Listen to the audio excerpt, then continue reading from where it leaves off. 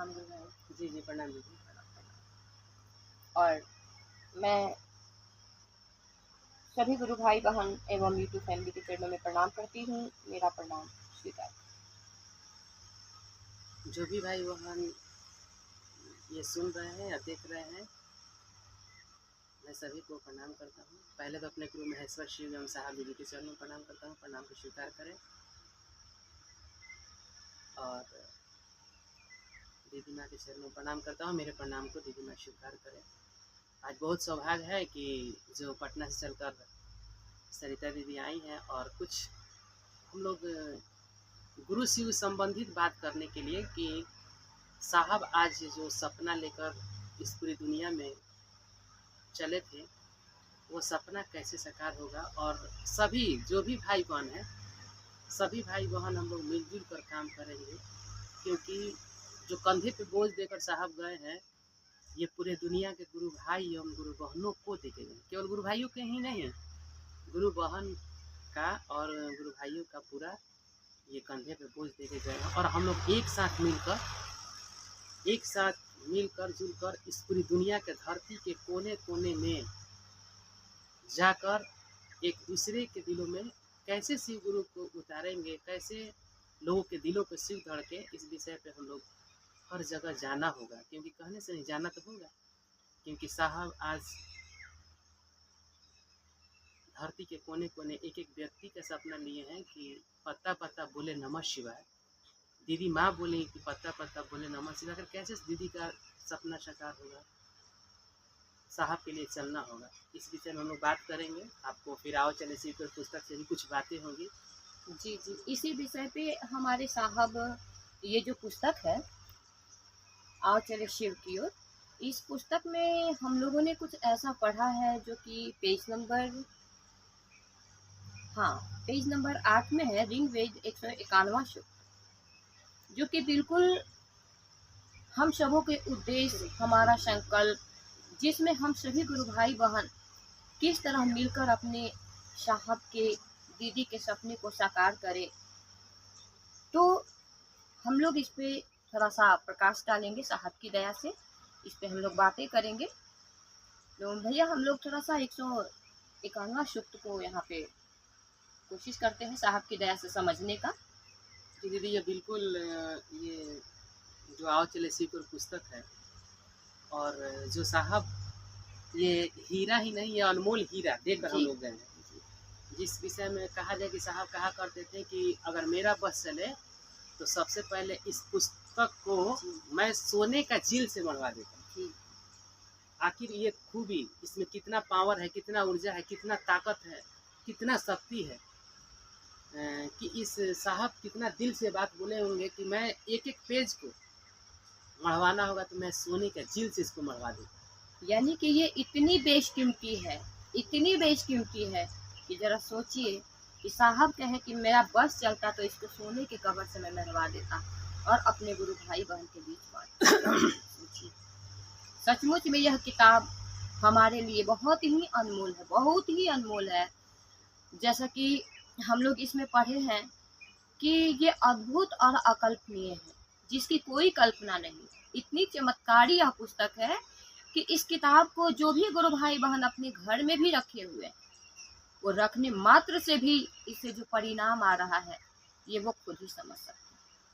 तो और हम लोग दीदी, पहला बात की जो पुस्तक लेती है गुरु बहन, कितने लोग जाती हैं तो क्या करती हैं कि वो ताखा पे रख देंगी, बक्सा में रख देंगी, किसी दूसरे को दे देती हैं। वो पहला बात है कि कोई ले रहा है तो कोई कह रहा है कि घर में कोई पढ़ने वाला नहीं है, हम पढ़े नहीं हैं। उसका भी एक उपाय है कि जैसे मान लीजिए आप बुक ली तो सबसे पहली बात कि आपके घर में कुछ छोटे छोटे बच्चे हैं जी, बच्चे को आप कह सकती हैं कि बाबू शाम के एक ही पेज पढ़ने के लिए आप प्रेरित करिए अपने बच्चे को। घर में कोई हो तो जरूर यह एक आओ चले शिव की जो पुस्तक है, एक पेज जरूर पढ़ने का प्रयास करिए। ये नहीं कि पुस्तक हम ले लिए तो ले जाकर बक्सा में रख दिए। साहब अभी हम लोग गए थे नागपुर दीदी, तो एक गुरु बहन को पैरालिसिस मार दिया था, तो हम लोग नागपुर में गए तो वो दीदी से बात हुआ। दीदी बोली कि इस आओ चले शिव की पुस्तक जब से भैया हम ये पुस्तक को हम दिल्ली में इलाज मेरा चल रहा था, मैं पैर से खड़ा नहीं हो रही थी जी, तो खड़ा नहीं हो रही थी। तो जब से मैं आओ चले शिव की पुस्तक को पढ़ना शुरू की, और मात्र ये पुस्तक खत्म होते होते मुझे एक मैंने अद्भुत शक्ति आता है। और जो पैरालिसिस मेरे पूरे शरीर मेरे बॉडी में मार दिया था, डॉक्टर बोल रहे थे कि शायद ये अब चल नहीं पाइएगा, अब चल नहीं पाइएगा, आपको बैसाखी का ही सहारा लेना होगा। लेकिन जब से वो किताब आओ चले शिव की ओर जो पुस्तक है ये पढ़ना शुरू की, और एक एक पेज अनमिल आखर भी पढ़ना शुरू की, और अनमिल आखर आओ चले शिव को जब ये पुस्तक पढ़ी तो बिल्कुल महादेव की अजूबा और ये करिश्माई चमत्कार हुआ। ये पेज खत्म होते होते महादेव कैसे नहीं दीदी, वो मैंने 12 बजे रात में बोली कि महादेव आए और मुझे खटिया से उठाए और ढकेल दिए, बोले कि तुम चल के दिखाओ, तुम चलेगी, मैं कह रहा हूँ चलो तुम उठो। मैं डर गई, लेकिन सचमुच में ये, और वो गुरु बहन अपना अनुभूति बताए कि भानु भैया जब हम लोग यहाँ पे महादेव हमको ढकेले और मैं खटिया से उठ के चलने लगी तो ऑटोमेटिक में 4 बार 5 बार चली, और मैं समझ गई कि ये अजूबा चमत्कार आओ चले शिव की ओर पुस्तक का है। पुस्तक रखने से नहीं, पढ़ना होगा जी। ये अनमोल हीरा है। ये जी। चीज को कितने लोग सोचते हैं, क्योंकि ये विश्व मनवांतर तक चलेगा, लाखों लाख साल ये पुस्तक चलेगा। हम और आप शरीर छोड़ के चले जाएंगे, लेकिन ये पुस्तक जो है और चले शिव की ओर, बिल्कुल ये पुस्तक कभी नहीं, इसका ये कभी नहीं। जिस तरह आज हम लोग रामायण, शिव पुराण, आज राम इस धरती पे नहीं है, लेकिन रामचरितमानस आज भी चलते आ रहा है।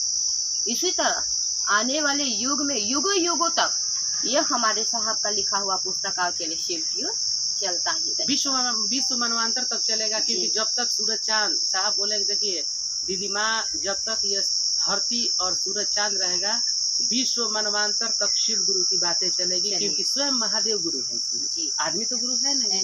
हाँ, तो इसलिए कि विश्व मनवांतर तक आप गूगल भी रिसर्च करिएगा तो लाखों लाख माने कितना लाख साल दिखाएगा। तो ये बुक भी है आओ चले शिव की ओर, ये विश्व माने लाखों लाख साल चलेगा। ये अभी साहब का बात कोई काट नहीं सकता, क्योंकि ये लिखा, साहब बोले कि पेन मेरा हो सकता है, स्याही मेरा हो सकता है, और लिखने वाले स्वयं महादेव। और आप देख सकती हैं कि फर्स्ट में ही पृष्ठ में हम लोग देखा जाए तो साहब पहले फर्स्ट पृष्ठ में, और यहाँ पे देखती हैं तो डायरेक्ट महादेव का दिए है सब में। हाँ, जो पुस्तक पढ़ेगा उस पे महादेव की आशीर्वाद बना रहेगा। ऐसा नहीं है कि पुस्तक नहीं पढ़ेगा तो नहीं है, लेकिन पुस्तक पढ़िएगा तो भाई कहा जाता है कि ये सूखा हुआ लकड़ी नहीं है कि इसमें करंट नहीं है, ये तार है। अगर ये तार को टोका फंसाइएगा लाइन में तो बिजली में बॉल जो जलता है जलेगा ही जलेगा। इसलिए हम लोग यहाँ पे साहब का भी आशीर्वाद देते हुए फोटो है, कि क्यों दिए हैं साहब, देखिए दीदी ये साहब आशीर्वाद देते हुए फोटो दिए। तो हम लोग पुस्तक पढ़ें, और पुस्तक में बहुत अनमोल चीज़ और हीरा बात लिखा हुआ है। कुछ दीदी आप बताइए, जैसे पुस्तक हम लोग पढ़ रहे हैं तो पुस्तक पढ़ने से मैंने एक अलौकिक शक्ति भी, ऊर्जा भी मिल रहा है, ज्ञान भी मिल रहा है जी। अभी क्या हम लोग साप्ताहिक की चर्चा में ये पुस्तक कैसे पढ़े दीदी? साप्ताहिक चर्चा स्थल पे जहाँ भी साप्ताहिक चर्चा होता है तो वहाँ पे जो गुरु भाई हैं या गुरु बहन है तो इस पुस्तक को जरूर ले जाएं, क्योंकि जिस तरह स्कूल में बच्चे का एडमिशन होता है तो बच्चे शुरू से ही कॉपी किताब ले जाना शुरू कर देते हैं। तो हमारा जो शिव चर्चा हो या बैठक हो, उस चर्चा स्थल पे हम जो भी जाते हैं तो वो हमारे शिव गुरु का क्लास है, वो भी क्लास है, और उस जगह पे भी हम आप पढ़ने जाते हैं। तो हम जब पढ़ने जा रहे हैं तो स्टूडेंट हैं, शिव शिष्य हैं, तो हमारे पास तो अपने गुरु शिव का बुक होना चाहिए, हमारे पास ये धरोहर होनी चाहिए, जिससे कि हम अपने गुरु के बारे में इसमें पढ़ेंगे। हमारे साहब जो इसमें हम लोगों के लिए अनमोल बातें जो लिखे हैं, हमारे गुरु शिव स्वयं महादेव जो इसमें बातें उतारे हैं, उस चीज़ को हम आप पढ़ेंगे, समझेंगे। जो कि आज हम लोग साहब हमारे 3 सूत्र हम लोगों के जीवन में प्रदत्त किए शिव को गुरु बनाने के लिए, और इस 3 सूत्र को हम आप अच्छे से समझ नहीं पाए। बहुत ज़्यादा चर्चा स्थल पे है कि गुरु बहन लोग, साहब कहते हैं ना कि हम लोग जो दया मांगते हैं, दया का लोगों ने हाथ पर तोड़ के रख दिया है और उसको डस्टबिन में डाल दिया है। तो इस पुस्तक को अगर हम लोग पढ़ेंगे तो 3 सूत्र पे इतना सुंदर तरीके से साहब प्रकाश डाले हैं कि इसको जब हम पढ़ेंगे तो लगेगा कि अब मुझे और कुछ सीखने की, कहीं से किसी गुरु भाई बहन से पूछने की कोई ज़रूरत नहीं है। जिनको भी ये लगता है कि मैं कैसे 3 सूत्र करूं, मेरे गुरु शिव कैसे मेरे अपने हो जाएं, इस किताब में मेरे भैया मेरी दीदी सब कुछ है। जरूरत है इस किताब को पढ़ने की। हर चर्चा स्थल पे इस किताब को पढ़ा जाए। अगर एक पेज ही हो तो एक पेज ही पढ़ा जाए, लेकिन उस पेज को समझने का कोशिश किया जाए। और वो भी साहब मेरे कहे हैं कि इसको हम दिमाग से पढ़ेंगे तो कभी नहीं समझ पाएंगे। इसको समझने के लिए दिल की जरूरत है। हम लोग इसको दिल से पढ़ें और दिल से ही इसको अनुभव करें और इसको समझने का कोशिश करें। सचमुच में बहुत ही अनमोल। अभी हम लोग सुने ना, भैया मेरे कहे कि जो गुरु भाई बहन पढ़े लिखे नहीं है, तो ऐसा नहीं, आज के डेट में हर घर में कोई ना कोई पढ़े लिखे है। इससे क्या होगा कि अगर हम अपने परिवार में, अपने फैमिली में बच्चों को, बेटे को, बेटी को, बहू को, जो भी है हमारे घर में, उनसे अगर हम कहेंगे कि बेटा एक पेज पढ़ के सुनाओ, तो हम तो सुनेंगे ही, लेकिन साथ साथ जो पढ़ रहे हैं वो पढ़ते पढ़ते महादेव गुरु की दया उनमें भी उतरेगी। और साहब कहे हैं ना कि हर घर चर्चा स्थल होना चाहिए। अपने आप इसी तरह अगर हम सभी गुरु भाई बहन मिलके अपने घरों में इस चीज़ का शुरुआत कर दे, तो सचमुच में हर घर चर्चा स्थल हो जाएगा। क्योंकि हर घर में महादेव की बात होगी, और वो भी इस किताब से बात होगी, इस पुस्तक से बात होगी। तो सोचिए कि महादेव की ऊर्जा जब उतरेगी तो परिणाम कितना सुंदर आएगा। तो भैया हम लोग क्या ऋग्वेद को पढ़ा जाए? जी दीदी जी बिल्कुल। तो हम लोग ऋग्वेद 151वां सूक्त है, जो कि पेज नंबर 8 में है। हम लोग चलते हैं। बहुत ही सुंदर चीज साहब लिखे हैं। स गच्छध्वा स बंधध्वा शम वो मनांसी जानताम देवा भागम यथा पूर्वे संजनाना उपासिते। इसमें नीचे अर्थ भी दिया गया है हिंदी में। हम एक साथ चलें, एक साथ बैठकर परस्पर वार्ता करें, हमारी चिंतन धारा एक हो। पूर्व काल में देवगण जिस प्रकार यज्ञ में प्राप्त भोग सामग्री मिल बांट कर ग्रहण करते थे, हम भी उसी परंपरा का निर्वहन करें। भैया इस पे थोड़ा सा प्रकाश डालें और समझाने का कोशिश करें। साहब इसमें जो लिखे हैं दीदी, साहब लिखे हैं कि हम एक साथ चलें, एक साथ बैठकर परस्पर वार्ता करें, हमारी चिंतन धारा एक समान हो। हम एक साथ चले, जैसे मान लीजिए कि हम लोग चलते हैं तो आपस में भी थोड़ा सा मतभेद गुरु भाई गुरु बहन में हो जाता है, लेकिन साहब बोल रहे हैं कि ऐसा नहीं होना चाहिए जी। हम लोग एक साथ चले। आप सोच, चिंतन मन में क्या हो हमारी चिंतन क्या कैसा हो, चिंतन धारा कैसा हो कि मेरे महादेव का काम कैसे उस गांव में नहीं हो रहा है। हम लोग 5-10 गुरु भाई गुरु बहन मिले और किसी माध्यम से, मान लीजिए 3 सूत्र कार्ड है तो अगर कार्ड लेकर जाती हैं घर घर में दे देकर, कैसे मेरे महादेव का काम आगे बढ़े। लोग शिव गुरु से जुड़े, इस विषय में हम लोग दीदी ज़्यादा रहेगा कि सबसे बड़ा काम, क्योंकि आसमान से भी आकाशवाणी जो हुआ था साहब को कि हरिंद्र जो तुम करते हो लोगों को बताओ। तो ये महादेव का आकाशवाणी था। स्वयं महादेव चाहते थे कि एक एक व्यक्ति तक यह बात पहुँचे, सूचना पहुँचे और लोग शिव मेरे शिष्य बने। तो हम लोग जब एक साथ मिलकर चलेंगे तो उसमें एक ताकत होता है, एक ऊर्जा होता है।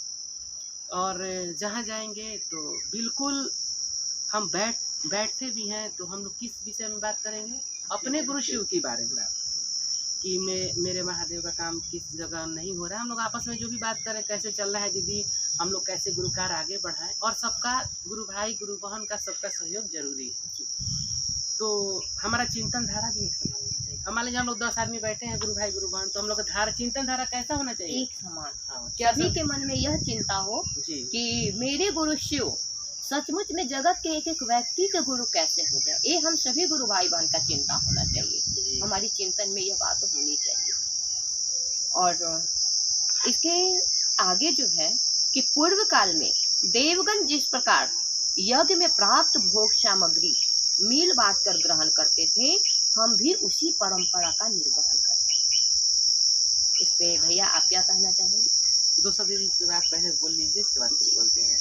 मेरा मन जो समझ रहा है भैया, मेरा मन जो समझ रहा है कि पूर्व काल में देवगण जिस प्रकार यज्ञ में प्राप्त भोग सामग्री, यानी कि पूर्व काल पहले के काल में जिस तरह देवी देवता देवगण जो लोग यज्ञ होता था, यज्ञ करते थे, और उस यज्ञ में जो भी भोग की सामग्री मिलती थी, जो भी भोग की सामग्री मिलती थी, उसको यज्ञ में प्राप्त भोग सामग्री मिल बांट कर ग्रहण करते थे। यानी कि सभी देवतागण जो है, जो भी भोग की सामग्री यज्ञ से प्राप्त होता था उसे सभी देवतागण मिल बांट कर खाते थे, और हम भी उसी परंपरा का निर्वहन करें। यानी कि मेरे साहब इस पेज को इतना सोच समझ के यहाँ पे उतारे हैं। सचमुच में ये हमारे लिए बहुत सोचनीय है। जैसे कि हम इस परंपरा को निर्वहन कैसे करेंगे।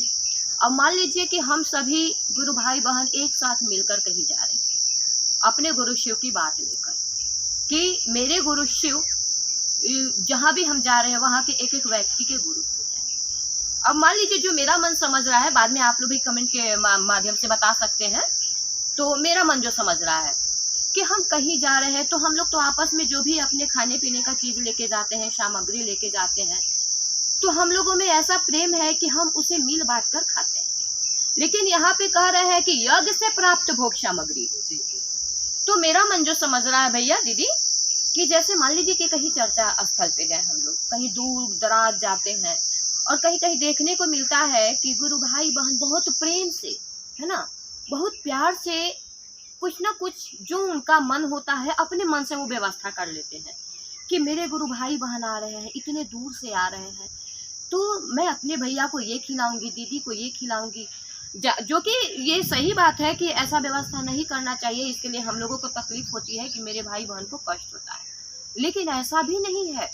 अगर उस जगह पे आपके लिए गुरु भाई बहन व्यवस्था किए हैं तो हमें सचमुच में उस यज्ञ से प्राप्त भोग सामग्री की तरह, ये शिव चर्चा जो है ये यज्ञ नहीं, ये महायज्ञ है, क्योंकि साहब कहे ये पूजा नहीं महापूजा है। तो महापूजा का प्रसाद, महायज्ञ का प्रसाद समझ के हमें, अगर कहीं गुरु भाई बहन एक गिलास पानी भी पिलाते हैं हमें, तो पी लेना चाहिए, उसका तिरस्कार नहीं करना चाहिए। क्योंकि उस पानी में अगर वो हमारे सामने कुछ लेके भी आती हैं, उसमें उनका जो भाव होता है, जो दिल का जो उनका प्यार होता है ना, अगर हम उसका तिरस्कार करते हैं तो कहीं ना कहीं उनका मन टूटता है। ये हम लोगों को विचार करना चाहिए कि कहीं ना कहीं उनका मन टूटता है। जब उनका मन टूटता है तो वो सोचने पे मजबूर हो जाते हैं कि हम एक ही गुरु शिव के शिष्य हैं और हम गुरु भाई को पानी पिलाना चाह रहे हैं तो वो पानी नहीं पी रहे हैं। उनके सामने प्रेम से अगर हम कुछ लेके आए हैं तो वो उसको ग्रहण नहीं करना चाह रहे हैं। तो आखिर साहब यहाँ क्यों लिखे हैं कि देवतागण यज्ञ से जो भी प्राप्त भोग सामग्री होती थी उसे मिल बांट कर खाते हैं। तो हमें भी उसी परंपरा का निर्वहन करना है। यानी कि हम सबों के बीच में अगर कुछ आती है तो हम सभी गुरु भाई बहन को मिल बांट कर प्रेम से खाना चाहिए। क्योंकि साहब कहे हैं कि कोई टूटे ना कोई छूटे ना। हम जहाँ जाए वहाँ पे अपने गुरु के से जो हम लोगों को प्यार मिल रहा है, जो प्रेम मिल रहा है, हम भी वहाँ पे प्रेम ही वो कहा जाता है कि दीदी वो महादेव की दया होती है ना, तब कोई आपको एक गिलास पानी। जी बिल्कुल। फिर मिलते हैं हम लोग पार्ट 2 ऋग्वेद का 151वां सूक्त का पार्ट 2 वीडियो में। और तब तक के लिए आप सभी के चरणों में मैं प्रणाम करती हूँ। मेरा प्रणाम स्वीकार करें।